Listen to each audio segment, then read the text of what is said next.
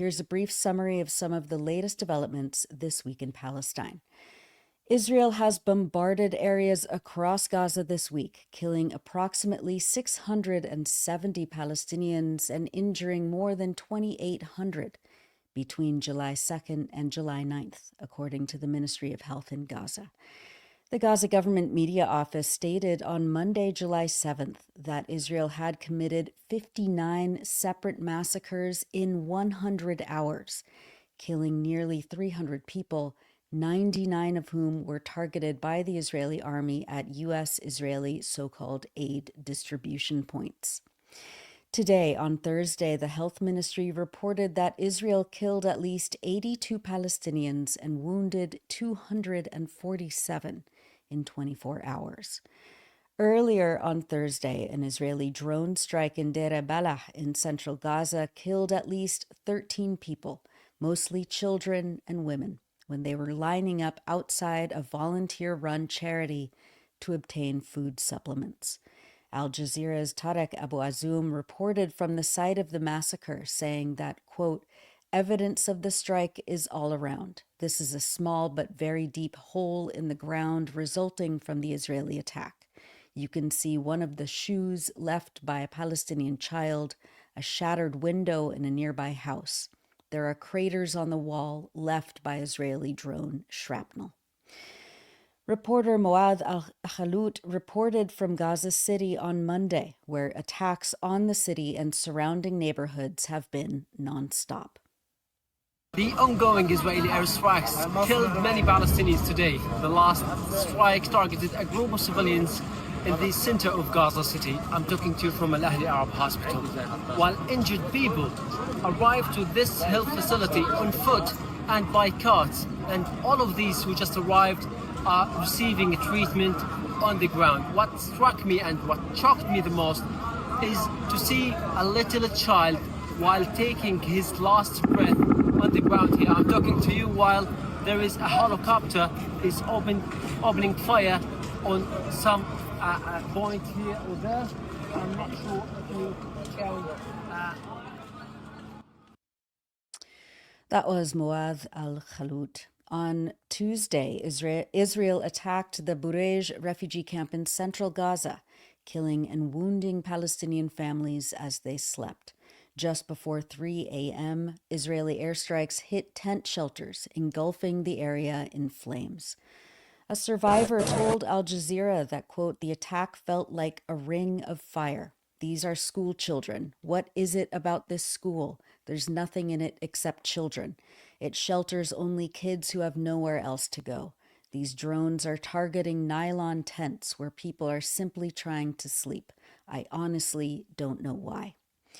Another displaced Palestinian who witnessed the attack said he and 10 others sleeping in a tent suddenly woke up to the sound of intense bombing and blinding lights. Quote, "The explosions were so powerful that even our blankets were completely burned," he said.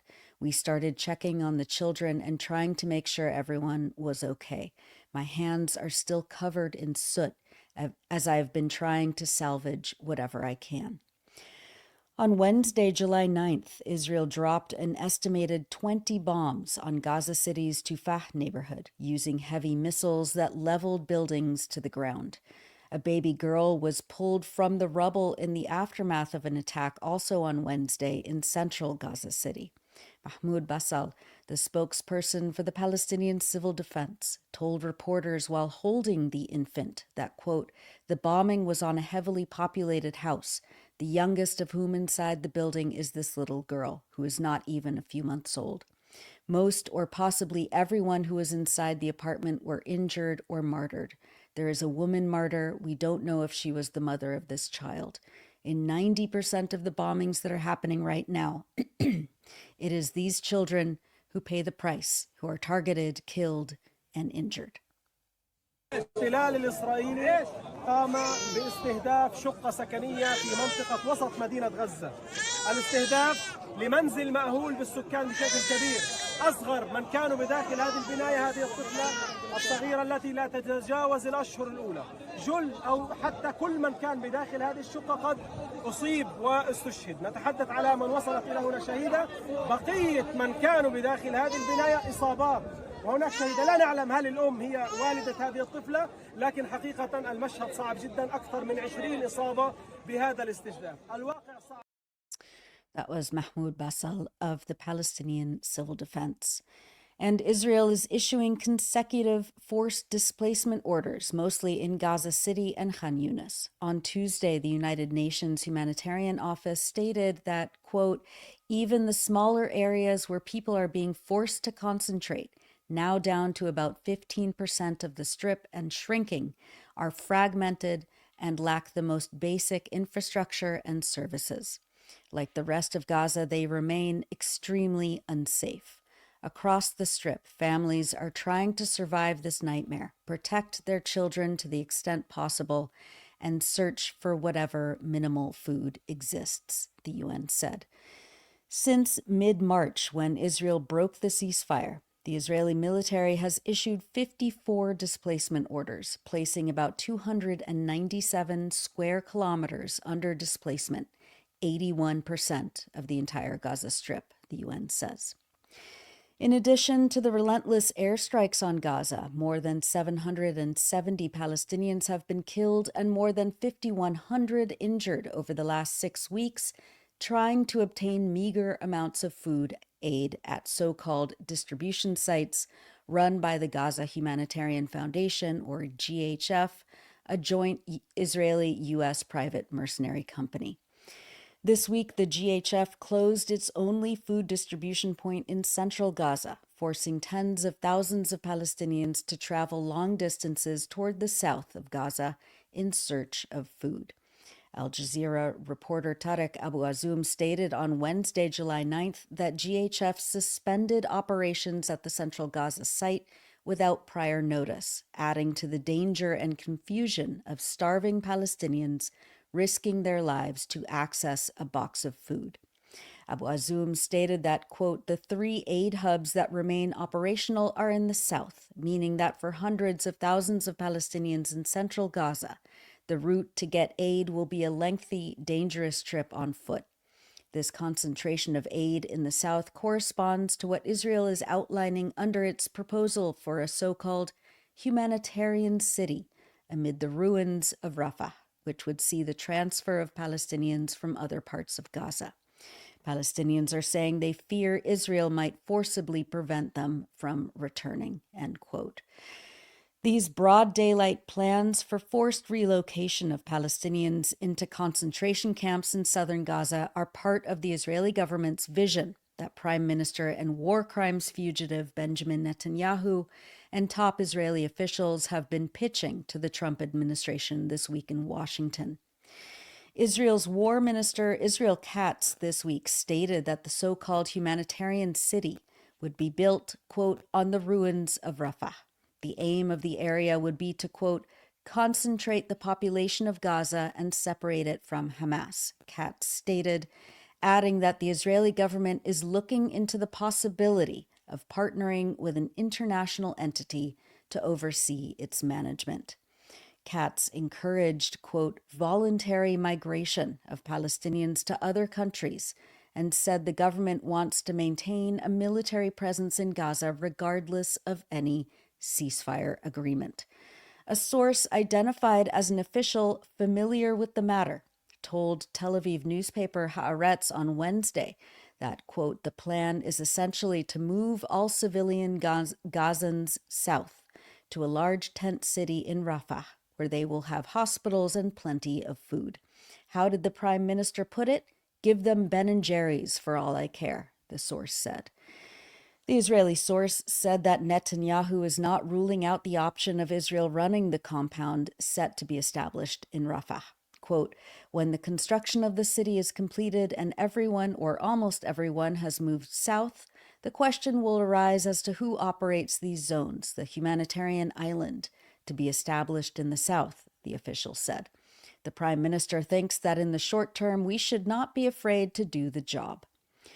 According to 𝐓𝐡𝐞 reports, the plan involves moving 600,000 Palestinians, primarily from the Al-Mawasi area, into the new zone after security screenings.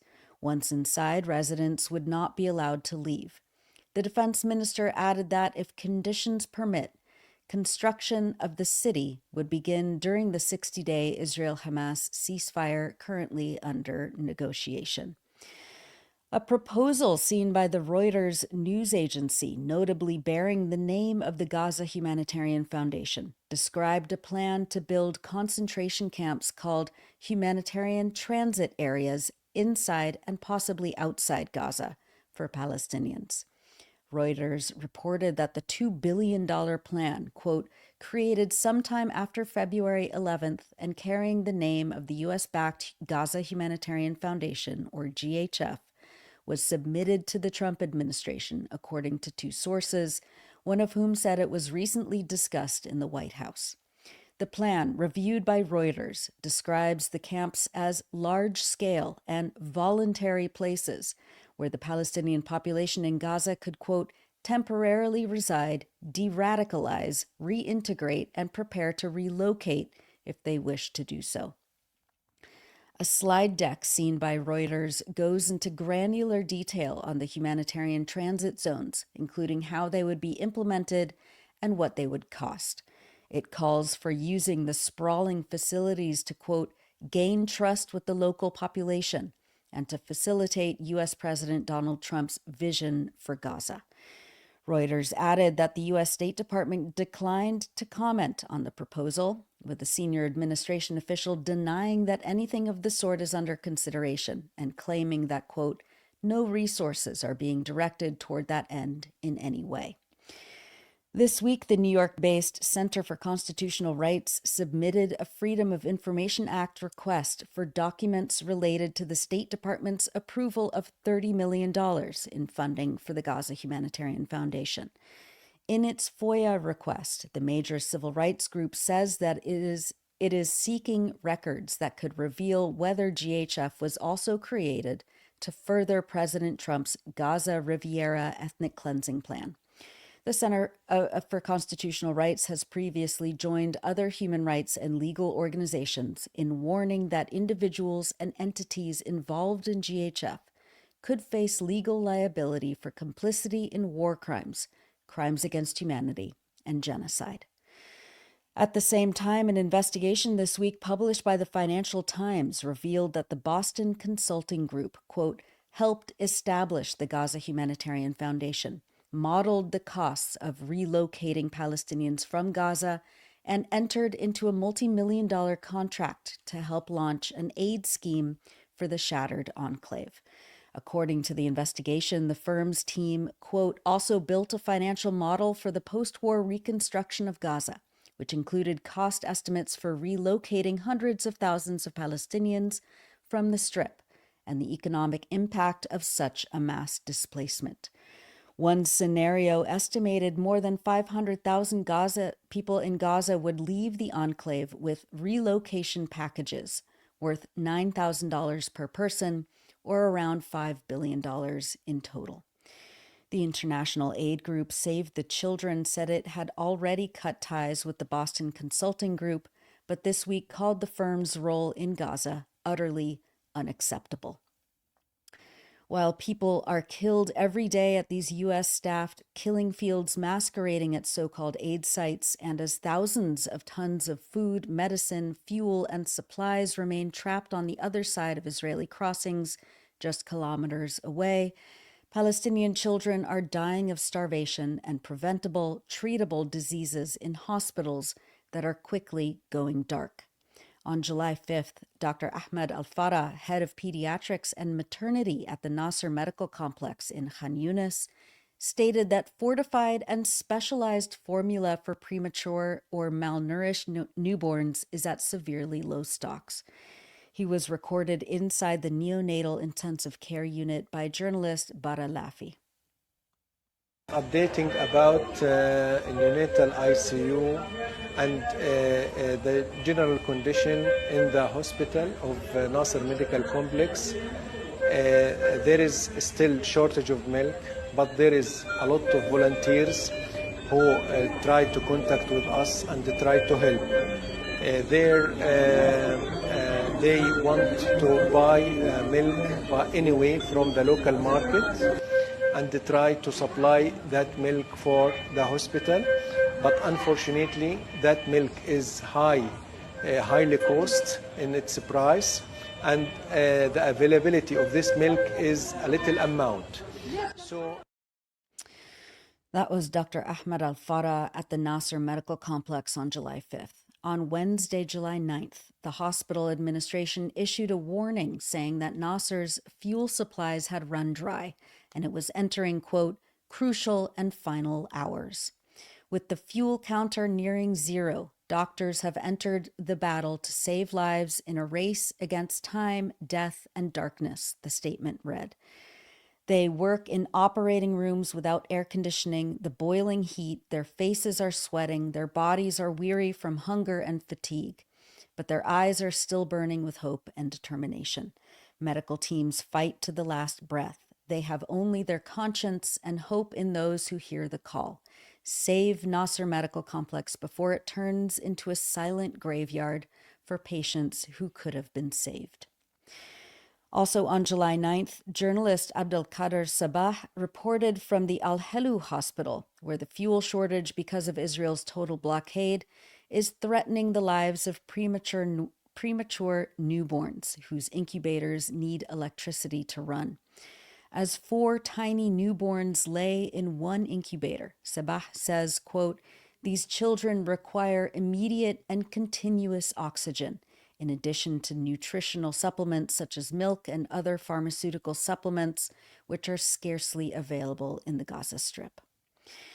Dr. Munir al-Bursh, the director of the Palestinian Health Ministry in Gaza, stated that Al-Shifa Hospital in Gaza City is also facing power cuts due to the fuel shortage. He said on Tuesday, July 8th, that, quote, we repeat what we've said before. When fuel is denied to hospitals, the ventilator stops for a premature baby who suffocates in silence. A patient in intensive care suddenly loses their heartbeat and no one can save them. A wounded young man bleeds on the waiting bed while no operating room is functioning. Dr. Mohammed Abu Salmiya, the director of Al-Shifa Hospital, reported that 13 intensive care unit patients, mostly on ventilators, about 100 babies in incubators, and 350 patients relying on kidney dialysis services are currently at risk because of the severe fuel shortage. He stressed that the hospital is already overwhelmed with hundreds of injured people and will no longer be able to perform surgeries. Quote, operating rooms will shut down and we will not be able to treat the large influx of injured people. Our oxygen stations will also stop functioning, and a hospital without oxygen is no longer a hospital, he said. Al-Aqsa Martyrs Hospital in Deir Balah announced on July 8th that the hospital's main generator broke down and spare parts were unavailable for its maintenance.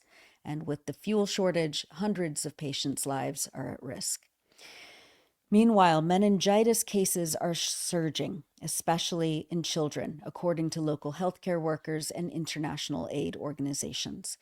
Dr. Ahmed Al-Farah at Nasser Medical Complex in Khan Yunis, who I mentioned a few minutes ago, reported nearly 40 cases of newly admitted viral and bacterial meningitis in the last week. Al Jazeera said that in Gaza City, the pediatrics department at Al-Rantisi Children's Hospital recorded hundreds of cases in recent weeks. Hospitals still operating are overwhelmed with beds full and severe shortages of vital antibiotics. There is no space in the hospitals, said Dr. Mohammed Abu Magasib, the deputy medical coordinator for Doctors Without Borders in Gaza. There is no space to isolate. Airborne and life-threatening bacterial meningitis can spread in overcrowded tents, according to the WHO. Viral meningitis, though less serious, can easily spread in shelters with poor sanitation. The United Nations Humanitarian Office warned on Wednesday that, quote, in the north of Gaza, 10 water wells have stopped operating due to the shortage of fuel. Another 25 wells that are functioning only partially could also shut down soon. Shorter pumping hours, reduced water production, and limited solid waste collection provide fertile ground for diseases spreading, especially among vulnerable people, including children, older people, and pregnant women.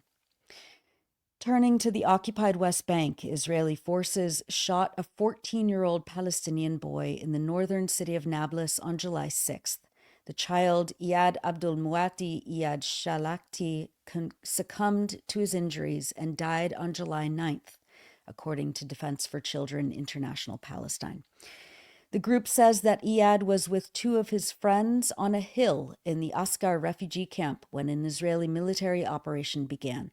After their withdrawal, the military vehicles stopped at the bottom of the hill and shot around 7 bullets at the children from a distance of about 20 to 40 meters away. Iyad remained lying on the ground, bleeding for around 15 minutes, DCIP stated. When his friends tried to lift him, they were targeted again with around 20 bullets. The two children were injured, one in the right hand and the other in the foot. An ambulance arrived at the hill, took Iyad, and transported him to Rafidia Hospital, where he was admitted to the emergency room. The doctors determined he had sustained multiple bullet wounds to his right flank, right foot, and abdomen, as well as shrapnel in both hands. Israeli forces have killed 32 Palestinian children in the occupied West Bank in 2025, according to documentation collected by DCIP. 206 Palestinian children have been killed by Israeli forces and settlers in the West Bank since October 7th, 2023, the group says. The United Nations reported that Israeli forces shot and killed 2 Palestinian men on July 7th, also in the Nablus Governorate, during a raid on a house, using loudspeakers to demand the surrender of a man wanted by the Israeli army. According to eyewitnesses, the man's father-in-law opened the door and was shot. A neighbor and relative who attempted to assist the injured man was also shot and killed. According to eyewitnesses, Israeli forces then opened fire, sent a drone into the house, and forced another Palestinian to enter the home to reportedly locate the wanted Palestinian, who was later found killed outside the house. His body was withheld by Israeli forces, the UN said. Meanwhile, house demolitions continue to accelerate around the West Bank. The Wafa news agency reported on Wednesday that Israeli forces carried out large demolition campaigns in Ramallah, Jerusalem, and Nablus, destroying at least 8 homes and 2 agricultural structures. Demolitions are ongoing in Tulkarem and Nur Sham's refugee camps. Despite a recent injunction by the Israeli High Court temporarily freezing demolition orders, the UN says that Israel began destroying Palestinian homes in the 2 refugee camps on July 7th, targeting 104 residential buildings. In Nur Sham's camp, residents near the camp reported that a building was set on fire by Israeli forces within the area, the UN stated. We've published many features on the Electronic Intifada in the last week, but we wanted to highlight Heroic and Traumatized, a volunteer paramedic's story by Hind Abu Hello, writing from Gaza.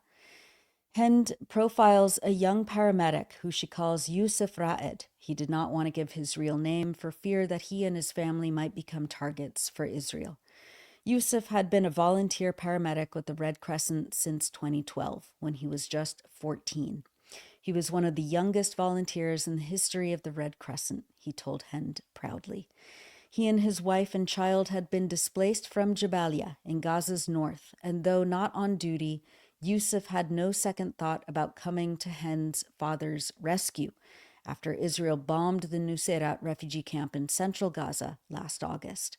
Hind's father was trapped when a stairwell he was standing on collapsed in the airstrike. Hind writes, quote, Medical professionals and emergency responders like Yusuf have all been particularly affected over the duration of Israel's genocide in Gaza. At least 1,400 have been killed, while 360 are detained. In December 2023, while working at the Red Crescent headquarters in Jabalia, which was doubling as both a medical center and refuge for displaced people, Yusuf was detained by Israeli troops along with dozens of others, including colleagues and displaced civilians. Blindfolded and handcuffed, he was transferred to the infamous Sde Teiman detention camp, described as a torture camp by rights groups. They threatened to kill me constantly, Yusuf said. They even accused me of being a Houthi fighter. I kept pleading, I'm just a civilian, a first responder, but they didn't care. He said 4 soldiers then beat him up. Yusuf, who has chronic asthma, pleaded with the soldiers to stop. I started vomiting blood and gasping hard, Yusuf recounted, which he said only made them laugh. During one interrogation in early January, a soldier asked for his home address. Yusuf naively told the soldier. Hours later, the soldier told him, which turned out to be true, that they had bombed his house in Jabalia, where his wife, toddler son, and other relatives had been sheltering until the Israeli military ordered people to evacuate the north. I broke down, begging to know if my family had survived. They just laughed. We will kill everyone in Gaza, he said they told him. In another interrogation, they showed him a photo of his wife and son. If you don't give us what we want, we'll kill them, he said they told him. 1 click, that's all. He kept telling them that he was just a first responder and that he didn't have the information they were looking for, which, he said, was the location of the Israeli captives in Gaza or members of Hamas. In January 2024, Yusuf was released at Karam Abu Salem border crossing. Run, Yusuf said he was told. Run. If you stop, we'll shoot you. The first thing he did was call his brother, Abdullah, who informed Yusuf that their mother and 4 other siblings had fled to Rafah, while Yusuf's wife, son, and father remained trapped in the north. Those are excerpts from Heroic and Traumatized, a volunteer paramedic's story by Hind Abu Hello, writing from Gaza on electronicintifada.net. Read the rest of the story to find out how Yusuf was eventually reunited with his wife and toddler son.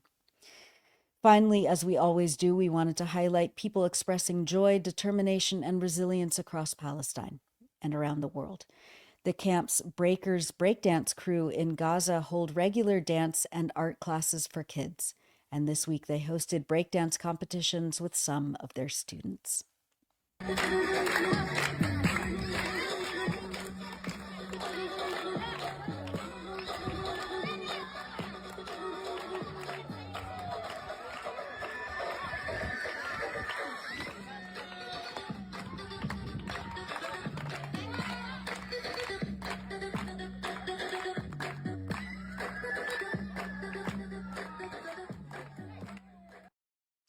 That was from the Camp's Breakers crew in Gaza. And that's it for the news roundup. As always, go to electronicintifada.net for much more, especially to read our new features by our brave writers in Gaza.